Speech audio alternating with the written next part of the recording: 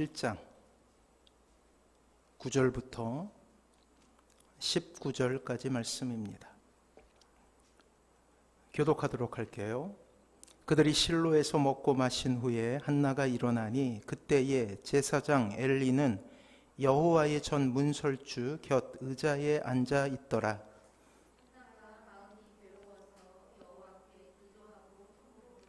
서원하여 이르되 만군의 여호와여, 만일 주의 여종의 고통을 돌아보시고 나를 기억하사 주의 여종을 잊지 아니하시고 주의 여종에게 아들을 주시면 내가 그의 평생에 그를 여호와께 드리고 삭도를 그의 머리에 대지 아니하겠나이다.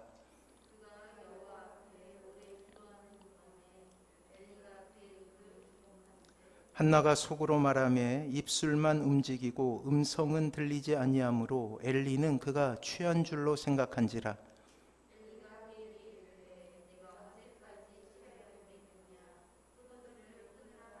한나가 대답하여 이르되 내 주여 그렇지 아니하니이다. 나는 마음이 슬픈 여자라. 포도주나 독주를 마신 것이 아니요 여호와 앞에 내 심정을 통한 것뿐이오니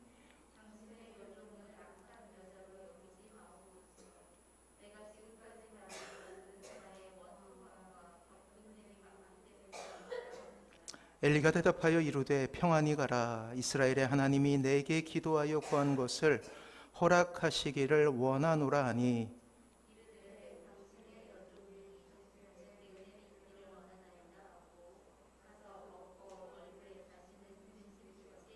같이 읽습니다.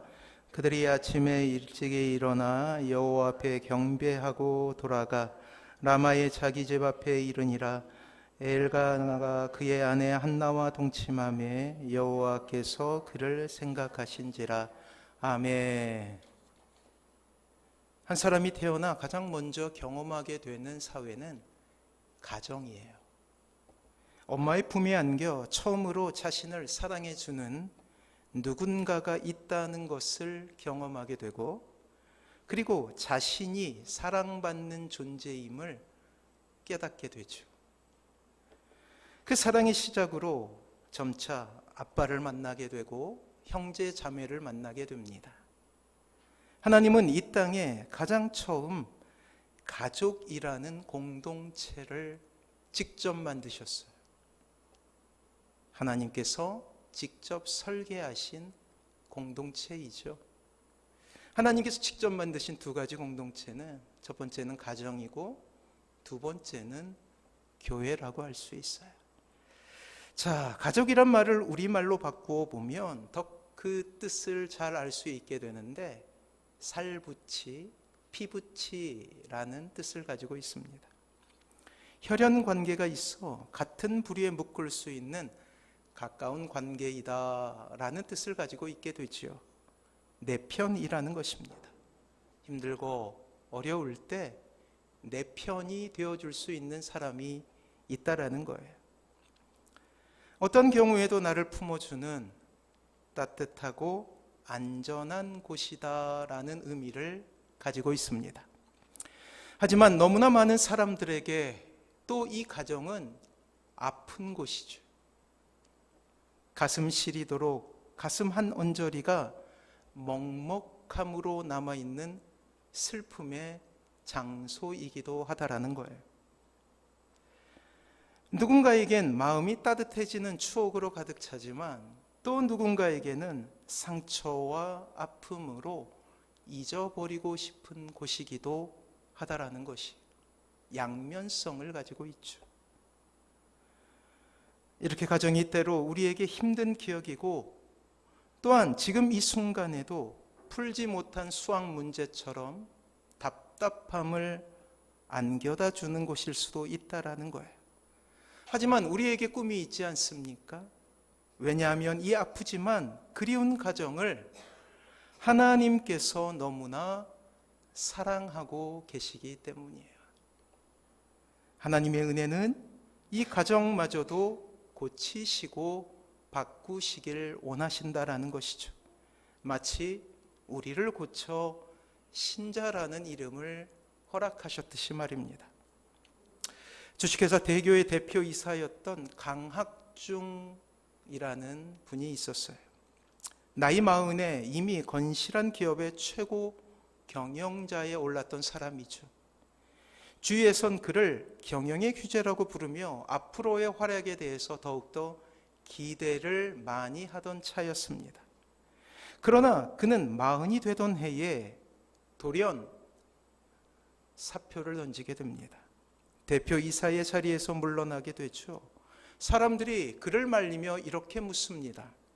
아니, 도대체 이렇게 잘 나가던 사업을 왜 포기하십니까? 이러한 질문에 그는 이렇게 대답합니다. 지금까지 제 인생의 최우선은 일이었습니다. 그러나 이제는 가정에 충실하고 싶습니다. 그리고 가정은 그만한 투자를 할 값어치가 있는 것이죠. 성공의 가도 끝에서 가정의 소중함을 배운 이 사람은 일을 그만둔 뒤 가족들과 함께 세계 여행을 떠나게 됩니다. 그리고 그 세계 여행을 끝나고 난 뒤에 가정문제연구소를 만들게 돼요. 그래요.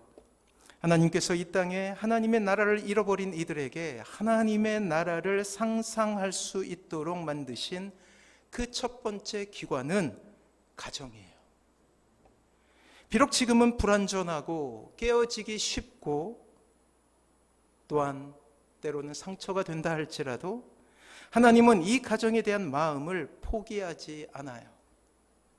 다시금 몇 주간 설교를 통해서 이 가정에 대해서, 가정의 회복에 대해서 우리가 꿈을 꾸려 합니다. 이 다음 달이면 이제 가정의 달이죠.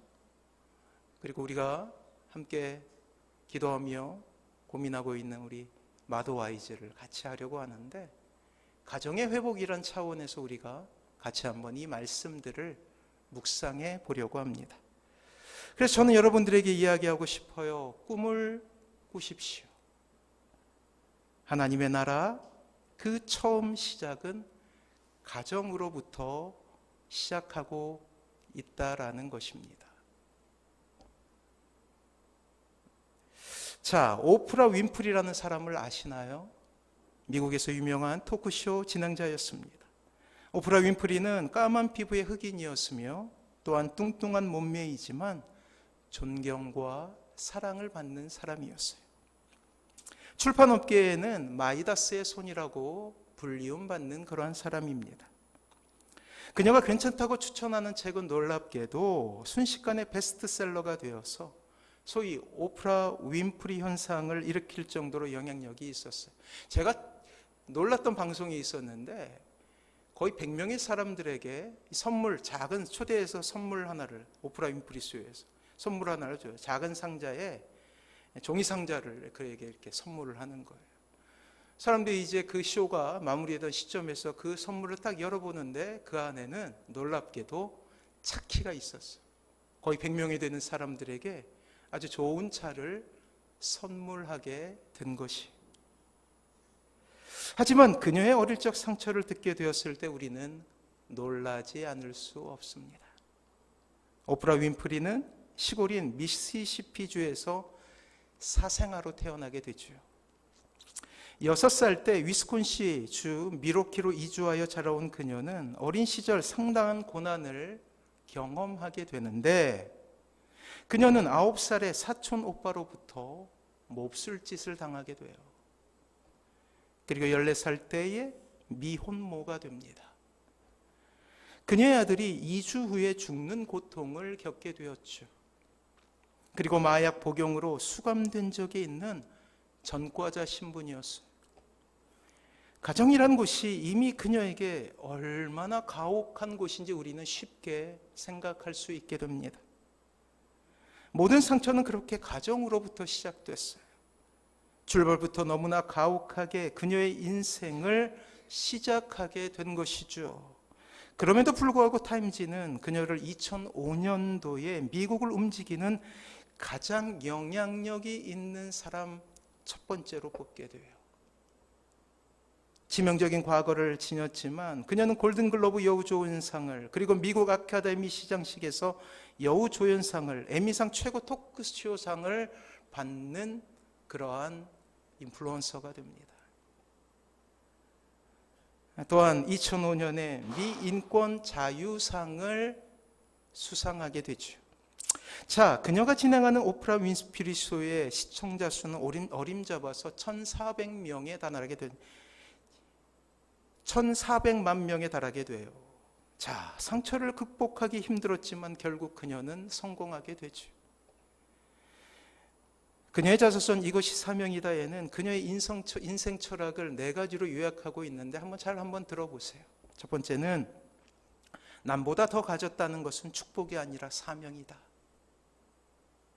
두 번째, 남보다 아파하는 것이 있다면 그것이 고통이 아니라 사명이다. 아파본 사람만이 아픔을 겪는 사람에게 봉사할 수 있기 때문이다. 셋째, 남보다 설레는 꿈이 있다면 그것은 망상이 아니라 사명이다. 네 번째, 남보다 부담되는 어떤 것이 있다면 그것이 사명이다. 그녀는 호녀라로 가정과 아픔 속에서 자랐지만 성경을 통해 그녀의 삶이 달라지게 됩니다. 그녀는 자신의 모델을 모세라고 해요. 모세 역시 참으로 아픈 가정에서 태어났죠. 그녀는 과거가 미래를 결정짓는 결정적인 요소가 될 수 없다라고 주장합니다. 부유함도 꿈도 근심도 자신에게 부닥치는 모든 것을 사명으로 받아들일 수 있다면 그것은 나를 성숙하게 하고 나를 통해 한 공동체, 가정과 교회와 이 사회를 살리는 하나님의 나라로 만들 수 있는 놀라운 사람이 된다라는 것을 고백하고 있다라는 거예요. 오늘 우리는 성경을 통해서 한 여인을 만나게 됩니다. 그 여인의 이름은 한나였어요. 우리가 잘 알고 있듯이 그 여인의 아들은 이스라엘의 위대한 영도자였던 사무엘이라는 선지자였죠. 하지만 한나가 사무엘을 낳기 전까지 그녀는 가족이란 울타리에서 고통만을 그렇게 기억하며 살아온 인생이었습니다. 사무엘이 얼마나 중요한 사람이냐면 사무엘이라는 사람을 기점으로 이스라엘은 족장시대와 정복전쟁의 시대를 끝마치고 이제 왕권의 시대를 그렇게 지나가게 됩니다. 사사시대까지 이스라엘의 형편은 독립된 12개의 지파가 자치적으로 그렇게 운영되고 있었다면 이제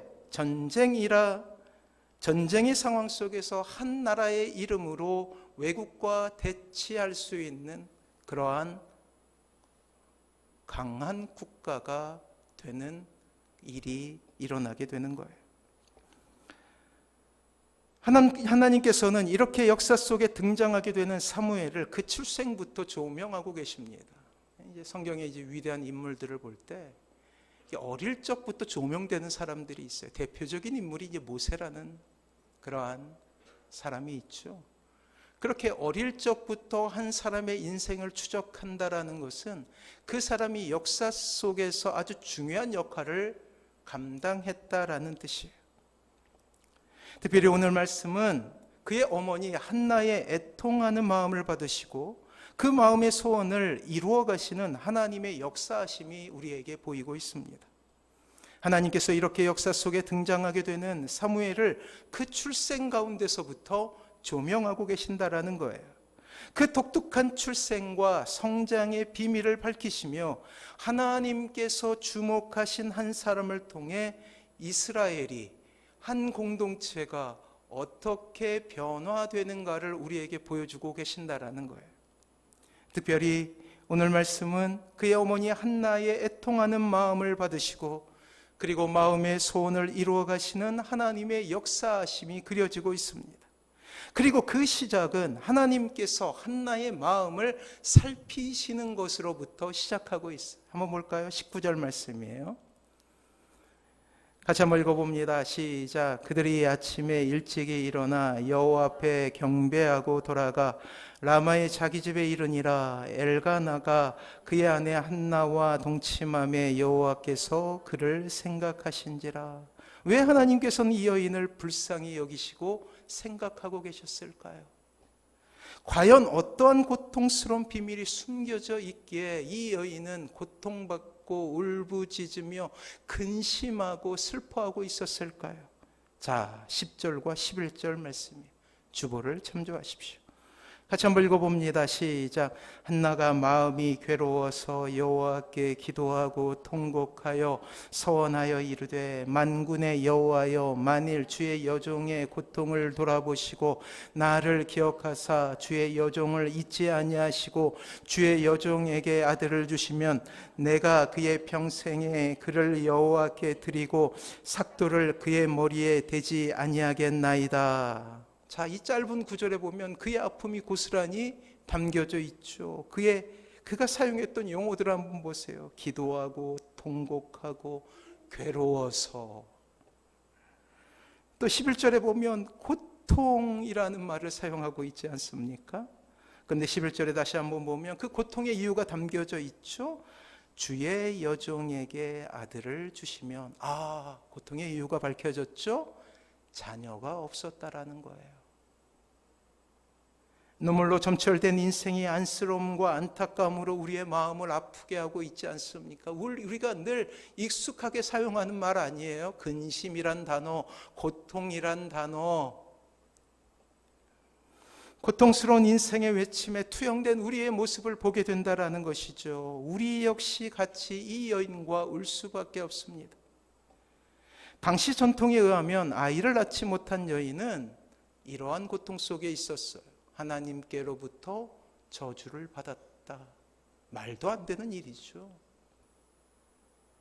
한나의 남편은 엘가나라는 사람이에요. 이 엘가나는 꽤 유력한 가문의 사람이었습니다. 때문에 한나 역시 유력자의 가문에 시집온 사람으로 그리 어려운 삶을 살지는 않았을 것으로 여겨져요. 하지만 이 여인이 오늘 본문처럼 눈물로 살 수밖에 없었던 것은 그녀에게 아이가 없다는 이유 한 가지 때문이었어요. 많은 행복의 이유를 가지고 있었던 여인이었지만 한 가지 불행의 이유가 그녀에게 찾아오자 여지없이 고통스러운 인생과 불행한 삶을 살아갈 수밖에 없었다라는 것이죠. 우리도 마찬가지 아닙니까? 즐겁고 행복한 100가지 이유가 있지만 한 가지 우리의 인생 가운데 불청객인 불행이 찾아오게 되면 우리는 여지없이 불행한 사람이 되고 마는 거예요. 어느새 100가지의 우리를 행복했던 기억은 사라지고 나를 불행하게 만드는 한 가지 이유 때문에 우리는 울고 근심하고 고통 가운데 있게 된다라는 거예요. 바로 우리의 모습과 너무나 닮아 있는 한 여인을 보게 된다라는 것이죠. 자, 유력한 가문의 여인에게 이러한 처절한 절망을 주었다라면 평범한 사람들에게는 얼마나 피눈물 나는 이유가 되었을까요?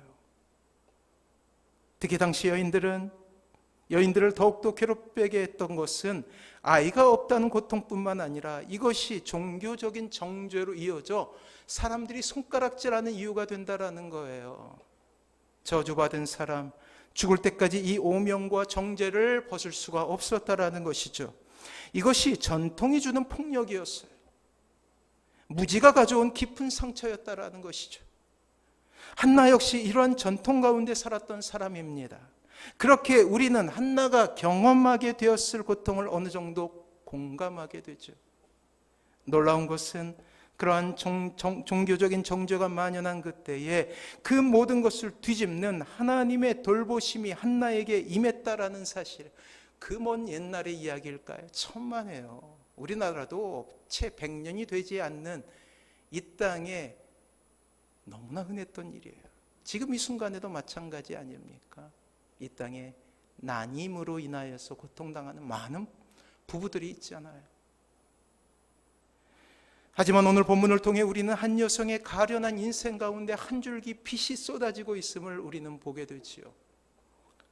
그리고 그 응답은 한 구절로 요약됩니다. 여호와께서 그를 생각하신지라. 그렇습니다. 우리의 인생 가운데 찾아온 최고의 위로는 하나님이 우리를 지금 이 순간에 생각하고 있다라는 사실임을 기억하시기 바랍니다. 하나님께서 우리의 인생을 헤아리시고 은혜를 부어주신다라는 거예요. 잠시만 묵상해 본다 해도 우리는 이 놀라운 사실이 얼마나 대단한 것인지 알게 되죠. 사랑하는 성도 여러분, 우리가 무엇이간데 하나님께서 우리를 생각하셔야만 합니까? 채 2주도 되기 전에 우리는 지난주 부활절을 맞이해서 부활절과 같이 따라오는 것이 있죠. 십자가 밑에서 예수님을 조롱했던 우리 아니었습니까? 창을 찔렀던 우리 아니었습니까? 거칠게 망치질했던 것이 우리의 삶 아니었습니까? 사랑하는 성도 여러분, 창조주이신 하나님의 무한한 사랑 우리가 과연 받을 자격이 있을까요? 우리의 인생 가운데 심겨진 하나님의 사랑에 과연 우리가 그 사랑이 당연하다라고 이야기할 수 있는 사람이 있을까요? 다윗이 지었다고 생각되는 시편 8편이 있죠. 이 시편 8편의 기자는 감격적인 언어로 이러한 하나님의 사랑에 대해서 이야기합니다. 자, 시편 8편 4절 주보에 있어요. 한번 보세요. 주보를 보시면 됩니다. 같이 읽습니다. 시작. 사람이 무엇이기에 주께서 그를 생각하시며 인자가 무엇이기에 주께서 그를 돌보시나이까. 하나님의 사랑을 경험한 한 사람이 다윗이 하나님을 찬양하면서 이러한 시어를 창조해낸 거예요. 뭐예요? 사람이 무엇이기에 주께서 나를 생각하십니까? 인생의 깊은 시름과 절망을 지나간 다윗의 인생 가운데 하나님의 은혜를 보며 다윗은 감격하지 않을 수 없었어요. 왕으로 등극하기까지 그의 인생 가운데 임한 고난과 아픔은 말로 형용할 수 없었죠. 그 고난과 절망과 아픔 가운데 경험하게 되는 인생의 깊은 시름에도 다윗은 깨닫게 됩니다. 하나님은 나와 함께 하셨다. 그리고 하나님은 나를 생각하셨다라는 놀라운 은혜가 밀려 들어오자 지금까지 그를 괴롭혔던 모든 괴로움은 사라지고 이제 감격과 사랑과 기쁨으로 충만한 인생이 될 수 있었다라는 거예요. 기적이죠. 하나님의 은혜에 대한 감격이 있었기에 위대한 고백은 그의 인생의 찬양이 되어서 이렇게 고백하는 거예요. 사람이 무엇이기에 주께서 그를 생각하시며 인자가 무엇이기에 주께서 그를 돌보시나이까. 사랑하는 성도 여러분, 이 고백이 우리의 고백인 줄 믿습니다. 인생의 한없는 절망 가운데 건져 올린 놀라운 통찰이죠. 여러분들의 인생을 돌이켜 보십시오. 눈물과 아픔이 점철된 삶 가운데서도 고비고비 우리를 지키시고 사랑하셨던 주님의 사랑이 있다라는 것이 아닙니까? 나와 함께 하시는 하나님, 나의 인생 가운데 개입하시어 주님의 은혜를 베풀어 주시는 그 하나님을 경험하며 이 땅의 모든 피조물이 마땅히 고백해야 될 위대한 고백, 사람이 무엇이간데 주께서 나를 생각하시나이까 라는 위대한 찬송을 드리고 있다라는 거예요.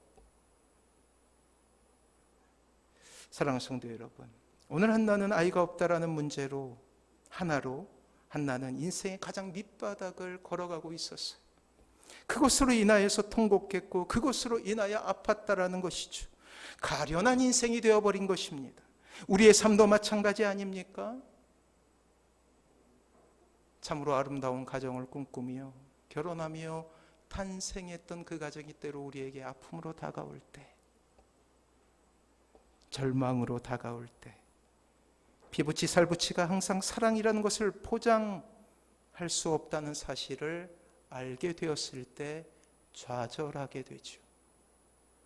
하지만 기억해야 될 것은 이 가슴 시린, 가슴 아픈 기억이 있고 또 현재 진행형으로 우리의 가슴을 쓸어내리는 그러한 아픔이 있다 할지라도 하나님께서 그 가정을 생각하신다라는 거예요.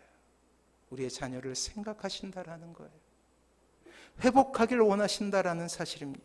그리고 회복하게 하시는 하나님의 방법은 은혜의 회복이었어요. 은혜의 회복.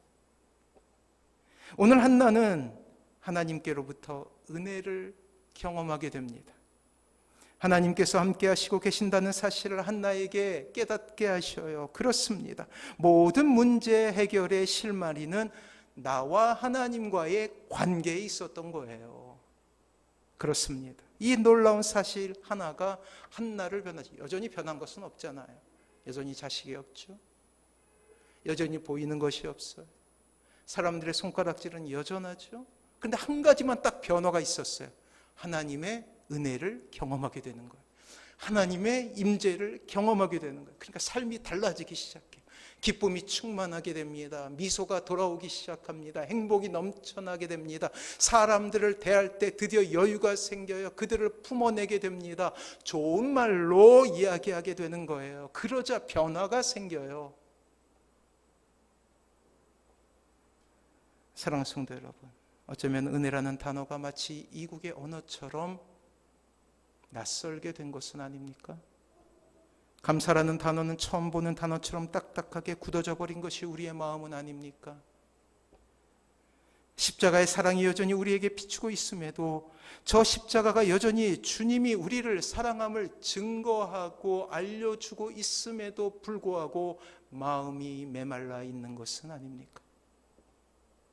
어느새 신자의 삶은 종교인의 삶이 되어서 매주 동일하게 교회를 나오지만 딱딱하게 굳어진 마음은 오늘 하루 겨우 예배를 마쳤노라 그렇게 위안을 삼으며 쓸쓸하게 세상 속으로 돌아가게 되는 것은 아닙니까? 사랑하는 성도 여러분, 답이 있다면 그것은 나와 하나님과의 관계 속에서 은혜를 회복하는 것밖에 없어요. 우리의 인생 가운데 다시 필요한 것은 은혜라는 거예요. 모든 상황이 똑같다 할지라도, 변한 것이 없다 할지라도 한 가지 은혜만 회복하면 우리의 인생은 달라질 수 있다라는 사실이에요. 이 땅에서 호흡이 끊어지는 그 순간까지 우리를 유일하게 빛나게 해줄 수 있는 단어는 은혜라는 것이죠. 사랑하는 성도 여러분, 우리의 가정이 그래도 소망이 있는 것은 가족이라는 공동체를 나보다 더 사랑하신 분이 있다라는 거예요. 그분이 누구예요? 하나님이. 그래서 직접 만드시잖아요. 사람이 계획하고 기획해서 만든 것이 아니에요. 가정은 하나님께서 직접 만드신 아주 독특한 공동체예요. 그만큼 하나님은 이 가정을 회복하길 원하셔요. 이제 몇 주간 가정에 대한 설교를 하게 될 텐데 한 가지 바람입니다. 우리의 가정이 회복되기를 원하는 거예요. 이 교회를 개척하면서 마음에 주신 마음에 주신 비전이 가정의 회복이에요. 우리만 잘 믿고 천국 가는 게 목표가 아니에요. 가정이 회복되는 거예요. 그리고 그것은 가능하다. 어떻게? 은혜를 회복할 때. 그래서 저는 여러분들에게 이렇게 말씀드리고 싶습니다. 이 설교를 마치며 은혜를 회복하십시오. 은혜의 보좌로 나아가십시오. 주님의 그 사랑을 회복하세요. 첫 단추가 잘못 채워진다면 그 나머지도 자연스럽게 망가지게 되어 있는 거예요. 분명한 사실은 우리의 인생의 회복은 나부터 시작하는 거예요. 내가 소중한 이유예요. 주님을 믿고 있는 가정 안에 나 혼자 하나님을 믿고 있는데 누가 도움이 되겠습니까? 내가 회복해야죠. 내가 붙들어야 되죠. 내가 끈질겨야 되죠. 오늘 한나처럼 제사장 엘리가 술에 취했다라고 비난할 정도로 그렇게 산다 할지라도 우리는 하나님을 끈질기게 바라봐야 된다는 거예요. 그래서 저는 여러분들에게 이렇게 말씀하고 싶습니다. 하나님과의 관계를 회복하기 위해 최선을 다하십시오. 최선을 다해야 돼요. 예배를 선용하십시오. 새벽이란 시간을 사모하십시오. 분명한 목적을 가지고 기도하십시오. 두리뭉실하게 기도하지 마십시오. 가정의 회복, 이름을 불러가며 기도해야 된다라는 거예요. 이렇게 되면 가장 먼저 첫 단추가 잘 꿰어지게 되죠. 내가 살아나게 되는 거예요. 그래서 이기적으로 생각하세요. 우리의 가정이 회복하기 위해 내가 살아나야 된다. 오래지 않아 하나님의 놀라운 은혜가 우리의 가정을 바꾸게 될 것입니다. 이것을 믿으시기 바랍니다. 그 은혜를 꿈꾸십시오. 하나님을 바라보십시오. 하나님의 놀라우신 은혜 가운데 회복을 꿈꾸십시오. 이 은혜로 나아가시는 사랑하는 모든 성도님들 되시길 주님의 이름으로 축원합니다.